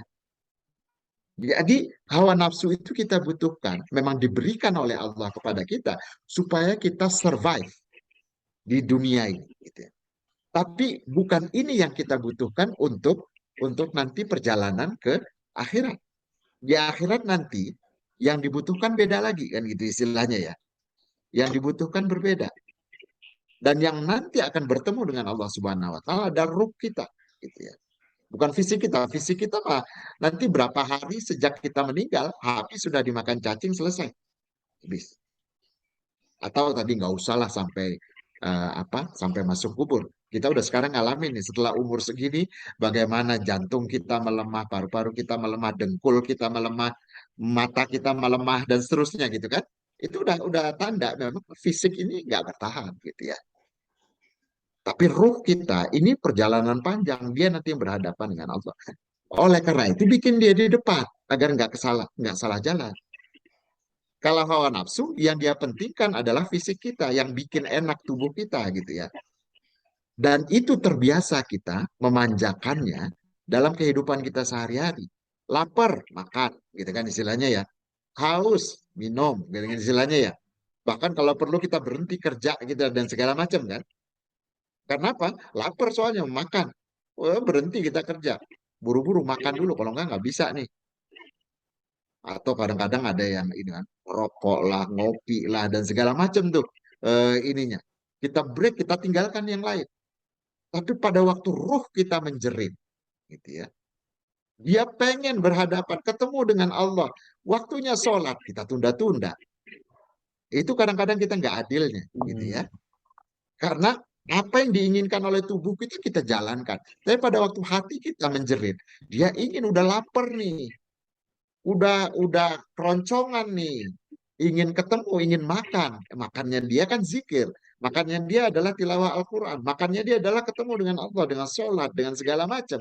Kita tunda-tunda, nggak kita lakukan. Makin kelaparan. Bahkan kadang-kadang mungkin pingsan. Nauzubillah kalau sampai mati. Gitu kan istilahnya, hati kita itu. Dia butuh dikasih makan. Segera gitu ya. Jangan sampai dia sakit. Supaya sehat. Sama dengan tubuh kita kan. Meriang dikit ke dokter kita. Meriang dikit makan obat kita gitu kan istilahnya. Kalau perlu keluar uang berapa gitu kan istilahnya, itu kita keluarkan. Nah, untuk ruh kita nggak perlakuan seperti itu. Nah, bulan Ramadan, Pak Imam, bulan Ramadan itu adalah salah satunya yang paling utama mengkalibrasi ulang prioritas kita. Pada waktu kita haus, mau minum, kata Allah, ntar dulu, itu ada waktunya. Sekarang yang paling penting, penuhi dulu perintahku. Nggak boleh minum di siang hari. Kita lapar, pengen makan. Enggak, nanti ada waktunya. Kamu udah kebiasaan sebelum Ramadan, apa-apa tubuh kamu duluan yang kamu penuhi. Sekarang, ruhnya dulu yang dipenuhin tuh. Allah bilang jangan, ruh bilang, ayo kita ikutin Allah. Ayo kita berzikir, kasih makan roh dulu. Itu yang penting gitu kan istilahnya. Nanti untuk fisik ada waktunya gitu ya. Kan sekarang orang banyak untuk sehat itu Pak Imam. Itu mereka siap diet kan. Diet itu kadang-kadang nggak makannya cukup lama kan. Intermittent fasting itu salah satu diet yang paling populer sekarang. Siap mereka berpuasa untuk mendisiplinkan tubuhnya supaya sehat. Nah, kita siap nggak melakukan perjuangan juga, tapi untuk waktunya, untuk ruh kita, untuk hati kita. Jadikan dia di depan, jadikan dia pengendali. Yang bikin pusing selama ini adalah karena kita memperturutkan hawa nafsu, dan itu disebutkan oleh wattaba'us syahawat. Kalau ini yang diikutin, kemungkinan kita akan kesasar. Contohnya, ini satu juga. Ini pertanyaan Pak Imam sekarang sebenarnya, tapi ini sebenarnya udah dibicarakan para ulama dari dulu-dulu gitu ya. Jalaluddin Rumi itu bagus sekali bikin permisalan. Jalaluddin Rumi itu memisalkan itu, tubuh kita ini adalah kuda. Tubuh kita itu adalah kendaraan kita aja sebenarnya. Untuk hidup di dunia ini, supaya bisa beribadah, supaya nanti bisa mengumpulkan bekal untuk bisa perjalanan panjang menuju Allah itu gitu ya. Jadi tubuh ini kudanya. Sementara ruh kita yang nanti akan berhadapan dengan Allah dan akan mempertanggungjawabkan di hadapan Allah, itu adalah si pengendara kudanya. Si pengendara kudanya. Maka apa artinya? Kalau seandainya si pengendara ini lemah, nggak mampu mengendalikan kuda, maka pasti perjalanannya ditentukan apa yang disenangi oleh kuda kan? Karena dia nggak bisa kendali. Misalnya nih, kita katakan eh, Pak Imam kan karena sama-sama di Bogor, kuda saya mau ke Botani Square, Tugu Kujang ya, gitu ya istilahnya. Oke, kita udah beritahu kita arahnya begitu, gitu ya istilahnya. Cuma karena saya nggak mampu mengendalikan, namanya kuda, oke jalan dia ikutin jalan, tiba-tiba sampai Sempur, dia lihat di kiri itu lapangan hijau banget. Wah ini asik ini, dia timpang ke Sempur, makan rumput dulu dia, gitu kan istilahnya ya. Dan belum tentu balik lagi ke jalan menuju Botani Square. Nanti makin di sana setelah dia makan rumput, oh, ketemu di sana ada kelompok kuda betina banyak banget. Gue lari ke sana kejar lagi, makin nyimpang aja tuh ininya. Nggak nyampe kita ke Botani Square. Kenapa? Karena ngikutin kuda dan kita nggak kendalikan. Sebab dia mau belok ke Sempur, tahan dong, supaya tetap di jalan menuju Botani Square itu, gitu ya. Tapi yang bisa menahan itu hanya pengendara yang kuat, yang ruhnya, yang hatinya kuat, gitu kan. Tapi kalau dia sakit-sakitan, nggak punya tenaga membelokkan itu, terpaksa dia ikutin kudanya. Ya akibatnya apa? Yang terjadi adalah kesenangan kuda. Nggak nyampe Botani Square. Nyampainya nggak jelas kemana. Di mana ada kumpulan kuda yang ramai, ke situ kudanya. Di mana rumput yang hijau, dia pergi ke sana gitu ya. Dan kebutuhan kita tuh Botani Square. Gitu kan. Nah, oleh karena itu, bulan Ramadan itu, makanya tadi kita katakan bulan Ramadan itu kan membekali diri kita, mengkalibrasi ulang, menempatkan kembali ruh itu di depan. Dia yang tahu jalan, karena dia nanti yang berhadapan dengan Allah. Istilahnya nanti itu, Jalaluddin Rumi itu memisalkan, sehebat-hebatnya kuda, sekuat-kuatnya kuda, secantik-cantiknya kuda, tetap nanti kalau udah sampai ke istana, kalau kita mau berhadapan dengan raja, kuda harus masuk kandang kuda, nggak bisa masuk ke istana. Tetap dia nanti akan masuk alam kubur, hancur dimakan cacing. Yang akan masuk ke istana menghadap raja, tetap penumpangnya. Dan itu adalah ruh itu. Nah ini yang harus kita perkuat, percantik, agar dia mampu mengendalikan. Bulan Ramadan adalah fungsinya untuk itu. Kan tadi dibiasakan pada waktu kita mau makan, ntar dulu kita latih, itu udah biasa. Itu nanti ada waktunya. Sekarang adalah waktunya untuk ruh kamu dikasih makan gitu ya. Nah, kalau ini kita jadikan di depan, insya Allah tadi nggak ada pertentangan antara ruh, pikiran, keinginan kita dengan anggota tubuh kita. Dia sejalan. Kalau masih kemana-mana, itu jangan-jangan yang salah menjadikan imam di depan siapa gitu kan. Penunjuk jalannya belum benar. Nah, ini yang perlu kita koreksi. Jadikan sekali lagi hawa nafsu kita mengikuti apa yang diinginkan oleh hati atau ruh kita gitu ya istilahnya. Makanya tadi yang dipanggil oleh Allah, ya ayyatuhan nafsul mutmainnah. Jadi nafsul mutmainnah, nafsu itu ada dibagi tiga. Nafsul mutmainnah yang paling tinggi. Di tengahnya adalah nafsul lawamah. Yang paling rendah itu nafsul ammarah. Nah, nafsul ammarah itu tadi hawa nafsu mengendalikan ruhnya. Jadi dia yang di depan. Nafsul lawamah selalu terjadi pertentangan antara ruh dengan hawa nafsu tadi. Kadang-kadang menang, kadang-kadang kalah. Perlawanan gitu ya istilahnya. Kalau udah nafsul mutmainnah, maka hawa nafsunya sudah tunduk kepada ruhnya. Sudah bisa dikendalikan, bukan dihilangkan ya. Hawa nafsu jangan dihilangkan karena itu instrumen diberikan oleh Allah kita untuk survival di dunia ini, ya.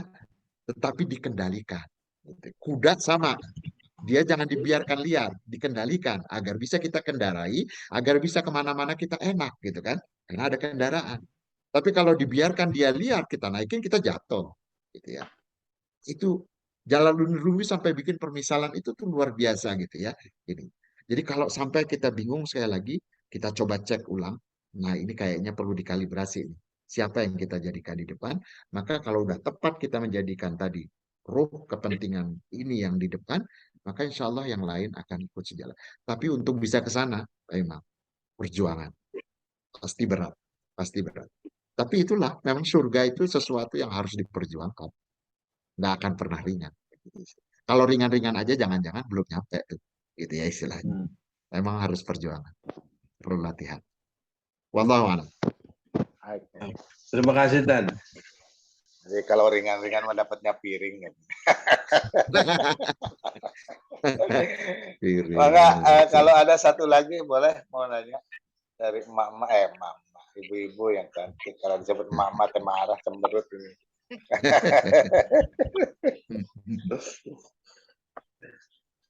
Ayo deh, mangga. Jadi ya.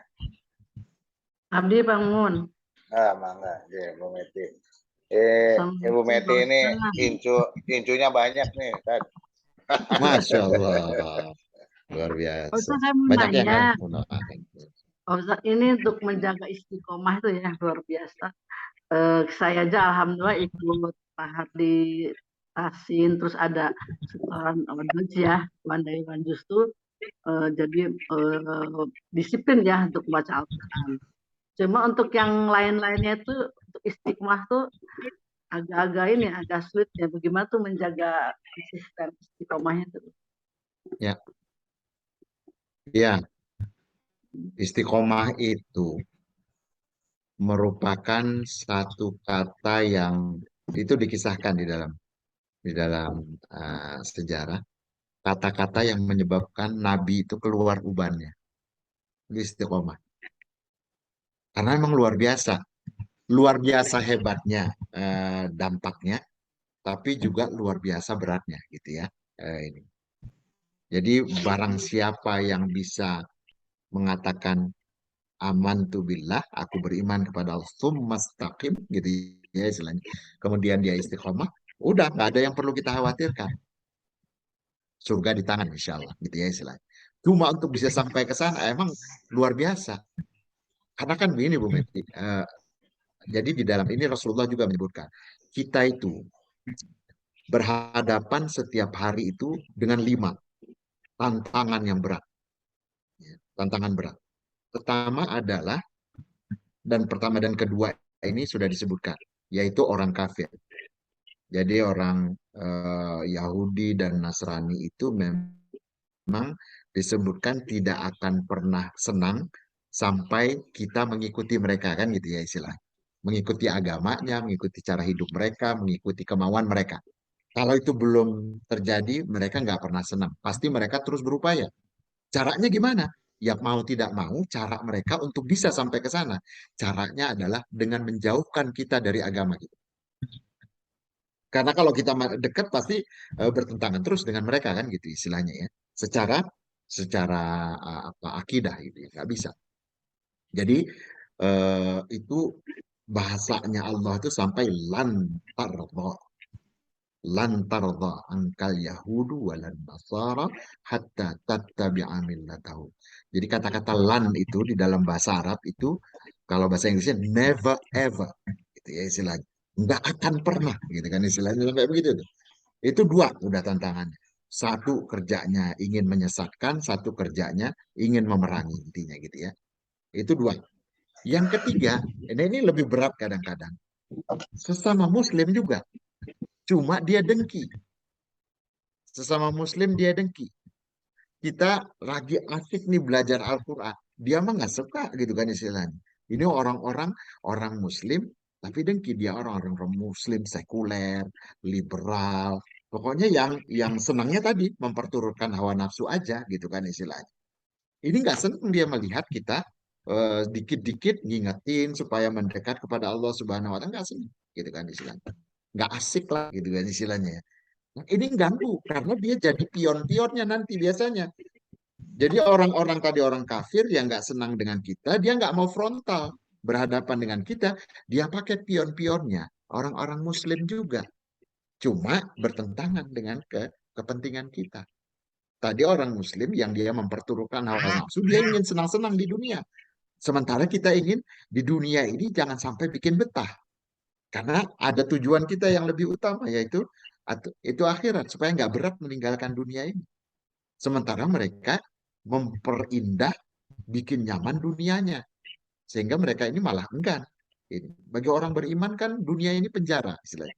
Itu hadis Rasulullah tuh. Dunia ini penjara. Kenapa? Karena kita ingin buru-buru justru ketemu dengan Allah Subhanahu Wa Taala. Jadi dunia ini masalah melulu kan, cobaan melulu gitu ya istilahnya. Jadi ini eh, kita nggak gitu betah di dunia harusnya gitu ya. Dan jangan dibikin betah. Kita perindah terus dunia ini.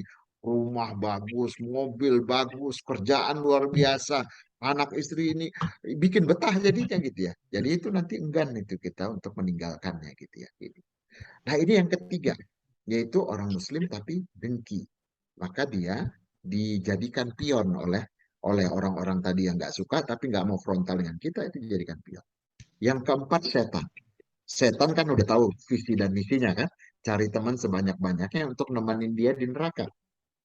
Itu misinya udah dari mbahnya iblis yang minta tidak dimatikan sampai akhir zaman supaya terus bisa menggoda manusia untuk temannya nanti di neraka. Jadi ini luar biasa berusahanya untuk menyesatkan kita, itu ya istilahnya. Jadi ini itu sampai apa? Kadang-kadang tuh ada orang yang kadang-kadang mikir sama, ya Allah tega amat sih. Kita menghadapi yang tiga tadi aja udah susah gitu ya. Kenapa ya dulu sama Allah dikasih kesempatan si iblis ngodain kita gitu ya istilahnya. Nggak dibikin dimatiin aja lah waktu itu gitu kan ya. Dihabisin supaya kita nggak pusing. Tapi sama Allah dibiarin malah. Ya silakan aja godain tuh hambaku. Tapi kamu nggak akan bisa goda mereka yang ikhlas gitu ya ininya.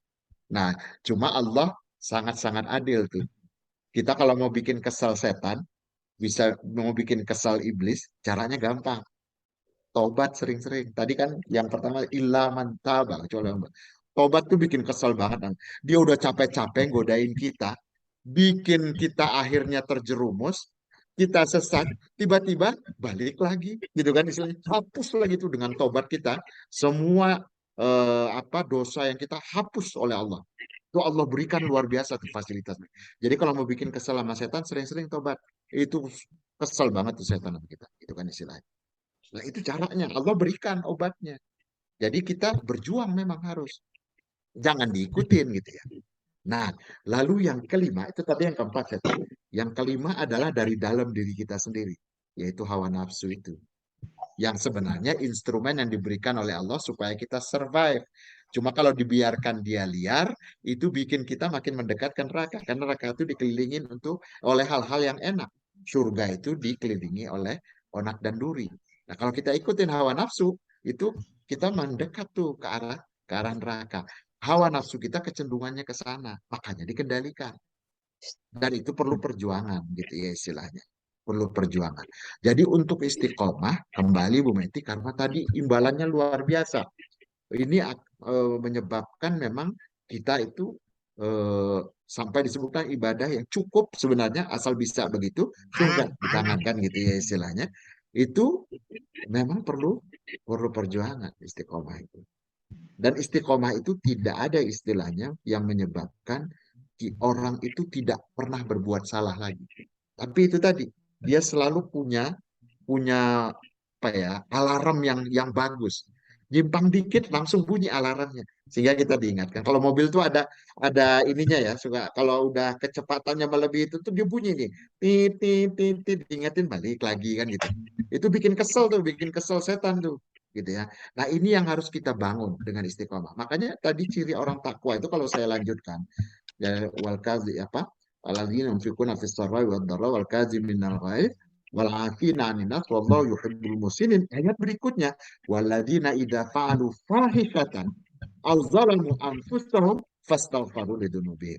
Ciri orang takwa itu bukan orang nggak pernah buat dosa. Ciri orang takwa bukan nggak pernah nyimpang dari atau istiqomahnya jadi terganggu. Tetapi sebaik dia melakukan kesalahan, langsung ingat dan langsung istighfar, langsung minta ampun kepada Allah Subhanahu wa taala. Jadi orang-orang yang baik itu yang manusiawi istilahnya kalau berbuat salah, tapi orang yang baik selalu dia tahu langsung bahwa dia berbuat salah dan dia tidak teruskan. Dia balik lagi. Nah, itulah istiqomah. Jadi istiqomah itu bukan nggak pernah lagi berbuat salah, enggak gitu ya. Jadi wajar saja orang. Al-khata'u wan nisyan sifatan lil insan.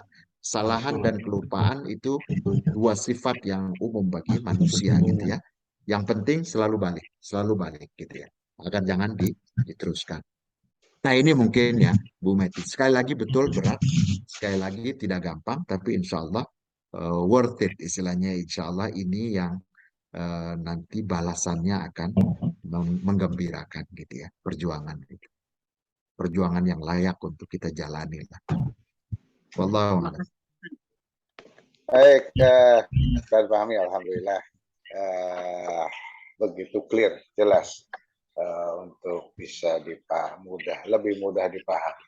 Insya Allah walaupun tadi ada beberapa teman punya istilah barlen, bar acara ya kelalen gitu. Mudah-mudahan yang ini lebih banyak ditangkapnya jadi amal jariah buat Ustadz Fahmi. Amin, amin, amin, amin. Sama-sama memperbaiki diri untuk persiapan ke depan. Luar biasa sudah menyempatkan diri. Jadi saya terharu juga dengan istilah ada majelis apa tuh? Taman surga. Ketika ada majelis taman surga mampir, ya Allah nggak pikir gitu.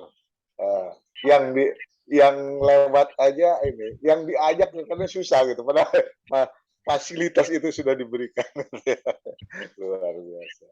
Oke, jadi terima kasih banyak. Tapi masih ada satu lagi yang kurang. Dengan segala terima kasihnya, mudah-mudahan jadi amal soleh dan amal jariah. Sekalian mimpin doa untuk akhir acara ini. Masya Allah. Paket komplit ini, paket komplit. Amin. Karena tadi yang kita bicarakan tadi hal-hal berat sebenarnya gitu ya. Dan tadi saya katakan butuh perjuangan dari kita. Dan perjuangan itu butuh kesabaran. Dan itu kalau kita mengandalkan kekuatan kita saja, itu seringkali kita nggak mampu. Kita mintalah kepada sumber segala kekuatan, yaitu Allah Subhanahu wa Ta'ala, untuk terus memberikan kita kekuatan untuk istiqomah, kekuatan untuk terus bisa mengendalikan hawa nafsu kita ini agar tidak liar, tidak membawa kita kepada hal-hal yang nanti ujung-ujungnya kita sesali gitu ya. Kita sama-sama tutup majelis yang insya Allah dirahmati oleh Allah ini dengan menyerahkan diri kita, menundukkan kepala dan hati kita, bermohon kepada Allah agar apa yang kita niatkan ingin mendekat kepada Allah itu dikabulkan oleh Allah, gitu ya. Diterima oleh Allah. A'udzubillahissamil-alim minasyaitonirrajim. Bismillahirrahmanirrahim. Alhamdulillahirabbil alamin. Hamdan yuwafi ni'amahu wa yukafi'u mazida. Ya Rabbana lakal hamdu kama yanbaghi li jalali wajhikal karim wa 'azimi sultanik. Allahumma salli wa sallim wa barik ala sayyidina Muhammad wa ala alihi wa sahbihi ajma'in. Allahumma inna nas'aluka imanan da'ima wa qalban khashi'a wa rizqan wasi'an halalan tayyiba wa ilman nafi'a wa amalan maqbula wa tijaratan lan tabura ya arhamar rahimin. Allahumma ighfir lana wa liwalidayna warhamhuma kama rabbayana shaghira ولجميع المسلمين والمسلمات والمؤمنين والمؤمنات الأحياء منهم والأموات إنك سميع قريب مجيب الدعوات آمين آمين يا قاضي الحاجات. ربنا لا تزغ قلوبنا بعد إذ هديتنا وهب لنا من لدنك رحمة إنك أنت الوهاب. ربنا ظلمنا أنفسنا وإن لم تغفر لنا وترحمنا لنكونن من الخاسرين. اللهم إنا نسألك العفو والعافية في الدين والدنيا والآخرة وعافية في جسدنا وزيادة في علمنا وبركة في رزقنا وتوبة قبل الموت ورحمة عند الموت ومغفرة بعد الموت. اللهم هون علينا في سكرات الموت والنجاة من النار والعفو عند الحساب. ربنا هب لنا من أزواجنا وذرياتنا قرة أعين واجعلنا للمتقين إماما. ربنا آتنا في الدنيا حسنة وفي الآخرة حسنة وقنا عذاب النار وادخلنا الجنة مع الأبرار يا عزيز يا غفار يا رب العالمين. سبحان ربك رب العزة عما يصفون وسلام على المرسلين والحمد لله رب العالمين. تقبل الله منكم minna wa minkum taqabbal ya karim. Sama-sama, mohon maaf lahir batin. Ya, Sama-sama itu Ustaz Masih Fahmi. ya. Luar biasa, alhamdulillah. Dan barokah ya. Ketemu Amin, lagi amin, kita dalam keadaan sehat nanti. Amin, amin, insyaallah, insyaallah. Saling doa, saling doa. Ya, amin. Insyaallah. Terima kasih Pak Ustaz. Ya. Pamit semuanya. Ya, Assalamualaikum. matur ya, Amin. Barakallah. Sama-sama, sama-sama. Terima kasih banyak Pak Sehat Ustaz. semuanya. Sampai ketemu lagi insyaallah. Amin. Assalamualaikum. Waalaikumsalam warahmatullahi Waalaikumsalam warahmatullahi wabarakatuh. wabarakatuh.